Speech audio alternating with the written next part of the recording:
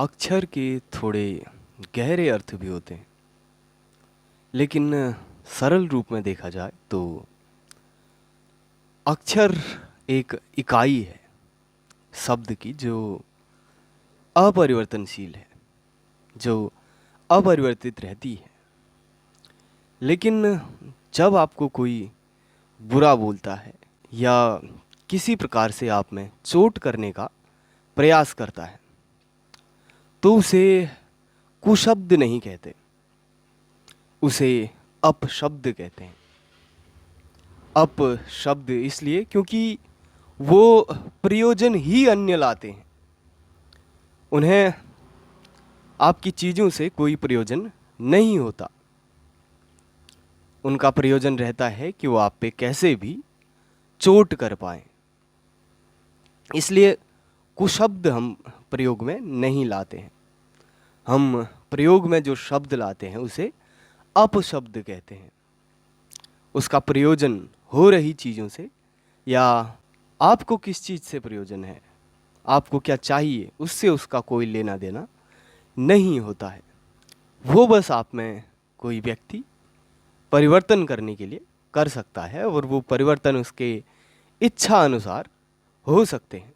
और अक्सर वो आप में क्रोध भी पैदा करते हैं। लेकिन अगर आप थोड़ा भी गहरे जाएंगे तो आपको क्रोध जैसी चीज़ नहीं दिखाई देगी।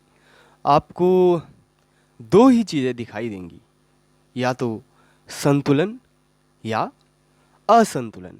तो इसलिए जब भी आप में कोई व्यक्ति कुछ बुरा कह के चोट करने का प्रयास करता है तो आपको सबसे पहले तो स्वयं को संतुलन में रखना है, क्योंकि मानसिक रूप से तब आप में चोट हो सकती है या मानसिक रूप से आप में परिवर्तन हो सकते हैं।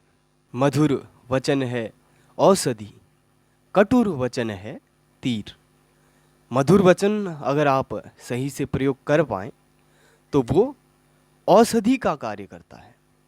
आप अपनी मधुर वाणी से किसी मनोविकार वाले व्यक्ति को सही कर सकते हैं।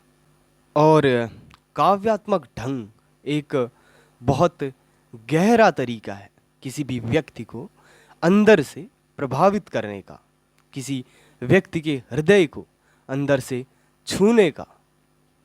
और अगर आप सही से अपनी वाणी का प्रयोग करते हैं तो आप निसंदेह व्यक्ति को चोट करने वाली सबसे बड़ी चीज़ उसका अहंकार, उसे भी मिटा सकते हैं। कबीर ने कहा है कि ऐसी वाणी बोलिए मन का आपा खोई। कबीर ने कहा है कि आपा यानी कि घमंड, उसको भी आप अगर वाणी में आपकी मिठास है, संयम है, तो उसको भी आप अपनी वाणी से मिटा सकते हैं, व्यक्ति को शीतल कर सकते हैं।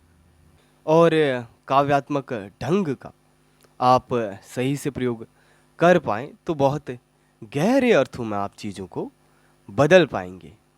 आप कई लोगों का हित इससे कर सकते हैं, कई लोगों को मनोविकारों से और कई हद तक शारीरिक स्वास्थ्य को भी आप सही कर पाएंगे।